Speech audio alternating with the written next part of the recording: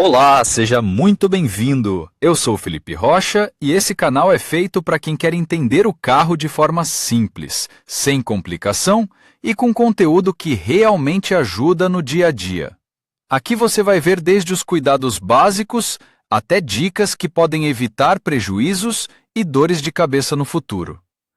Já deixe o seu like, inscreva-se no canal e assista até o final, porque informação boa não pode passar Então, batida. o que é essa fera, KI? Na verdade, as raízes remontam à empresa Chery, que em 2014 registrou uma submarca com esse nome, focada na produção de carros econômicos. A produção real começou em 2015, e eles eram realmente versões ligeiramente simplificadas dos carros da Chery, exceto pelo fato de terem sido produzidos sob a marca Coin, e não KI. Eles não foram um sucesso especial e, em 2017, os fundos de investimento que financiaram o projeto anunciaram sua retirada. Então, tudo está perdido, apague as luzes e vá embora? Não, a gerência da Chery encontrou um novo parceiro, uma estrutura comercial sob o governo da cidade de Ibin, na província de Sichuan. Em 2019, uma nova fábrica de montagem foi lançada em Ibin, e os carros que saíam de sua linha de montagem começaram a ser vendidos com o nome original KI. A propósito, os conhecedores de chinês dizem que ele é pronunciado como KI, mas, de alguma forma, acho que na Rússia o simples e descomplicado KI criará raízes. O serviço de imprensa russo da marca também insiste nisso. Todos os 6 modelos incluídos na linha KI hoje são modelos Chery ligeiramente redesenhados, incluindo aqueles que já saíram de cena nos últimos anos, e isso não é surpreendente. A Chery possui 48% das ações da KI Auto, e todo o suporte de engenharia design é realizado pelos centros técnicos da Chery. No entanto, a empresa de Ibin tem o direito de conduzir uma política comercial e operações de comércio exterior bastante independentes.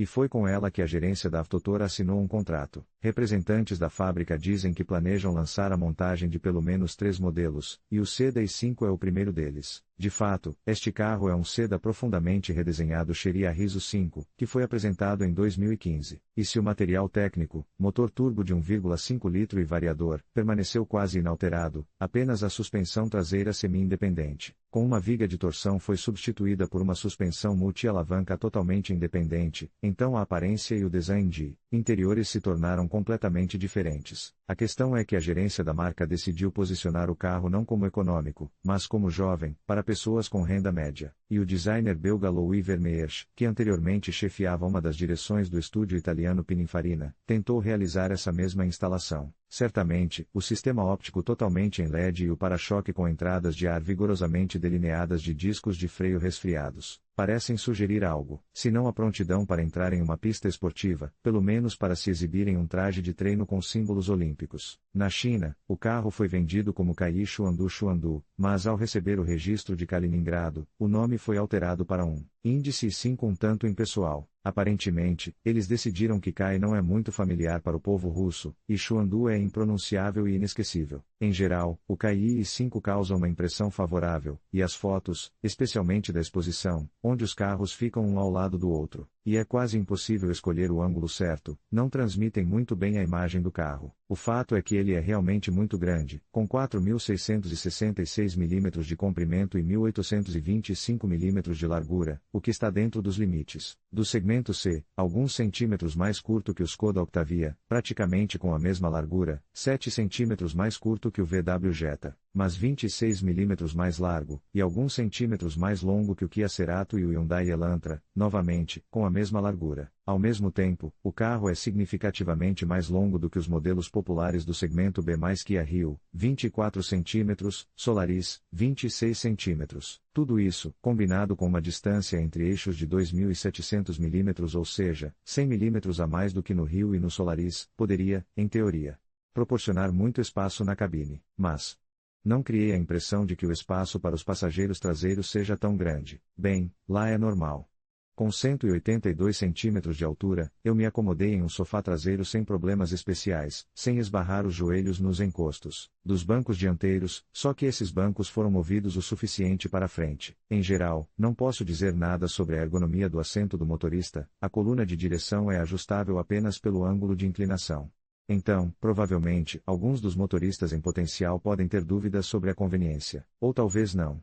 Com tudo isso, o antigo Xuandu é bastante adequado para cumprir os deveres de um carro familiar. De qualquer forma, as crianças no sofá traseiro definitivamente caberão sem problemas, e o porta-malas permitirá levar muitas coisas da família e, se for necessário transportar algo bastante grande, é possível dobrar os encostos dos assentos da segunda fileira, completamente ou em relação 40-60. No entanto, tenho duas reclamações sobre o porta-malas. Devido ao teto inclinado e à silhueta de coupé, a abertura de carga é bastante estreita, e não será muito conveniente carregar coisas volumosas. Bem, e devido à ausência de um gancho na parte interna do porta-malas, não será possível fechar o porta-malas após uma viagem com mau tempo, sem sujar as mãos. Mas o design interno causou uma impressão muito favorável. Não sei qual esquema de cores será oferecido aos potenciais compradores, mas na amostra apresentada o interior foi decorado de acordo com Stendhal, ou seja, no estilo vermelho e preto. Assentos vermelhos espalhados por todo o salão criam um clima esportivo, especialmente inserções vermelhas em forma de seta em almofadas, e encostos de bancos pretos. E para não tornar o interior completamente sombrio e anarquista, o teto é coberto com material cinza claro e tem um teto solar. Vale a pena dizer algumas palavras sobre o local de trabalho do motorista. A parte superior do painel dianteiro e os painéis superiores das portas são feitos de plástico sob carbono. Abaixo, tanto no painel dianteiro quanto nos cartões das portas, couro artificial com costura vermelha. O volante multitour de 3 raios é revestido com um couro macio de alta qualidade e agradável ao toque, novamente com costura vermelha.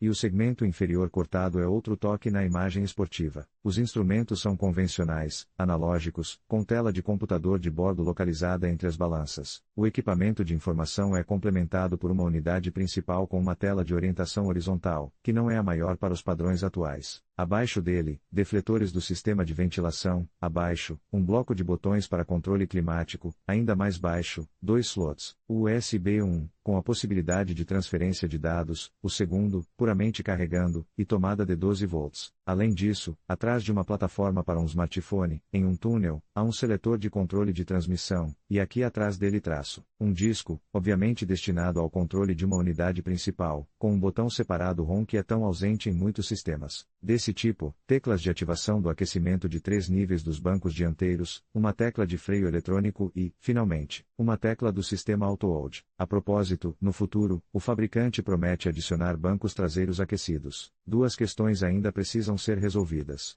Primeira, como a novidade se comportará na estrada? Falando francamente, duvido que, nesse caso, a dinâmica e o manuseio correspondam 100% ao interior esportivo. Sob o capô do Single chinês e Turbo 4, neste caso, o motor de 1,5 litros da família Acteco com um bloco de cilindros de ferro fundido e acionamento por corrente do mecanismo de sincronização, desenvolvido pela empresa mãe Chery em conjunto com a empresa austríaca AVL. Para que a unidade estivesse em melhor conformidade com as taxas de impostos russas, o motor foi reduzido de 156 para 147 cavalos de potência. Ele está emparelhado com um variador com 9 pseudo-transmissões, ou mais precisamente, com faixas definidas, também familiares. Em muitos modelos da Chery, as configurações iniciais receberão uma mecânica de 6 marchas. Tudo isso não permitirá posicionar o Kai i5 como um sedã esportivo, a única questão é se ele é suficiente para uma condução simples e enérgica e para a ausência de problemas de ultrapassagem em uma rodovia. Mas isso só será possível saber após os testes de direção. E a segunda pergunta, talvez ainda mais importante, é quanto custará esse chinês avermelhado? Algumas fontes falam sobre as promessas da gerência da Avtotor de manter os preços em um nível bastante baixo, cerca de 1,2 a 1,3 milhão de rublos, e as versões mais econômicas serão reduzidas para menos de 1 milhão. De acordo com outros dados mais realistas, os preços estarão na faixa de 1,6 a 2 milhões, e isso já altera a demanda e a posição no mercado. No entanto, todo o segredo logo se tornará aparente, as vendas do Kai i5 devem começar quase em um mês. E assim chegamos ao final do nosso primeiro contato com o Kai i5, um modelo que traz a essência da Chery e promete surpreender com suas características e desempenho.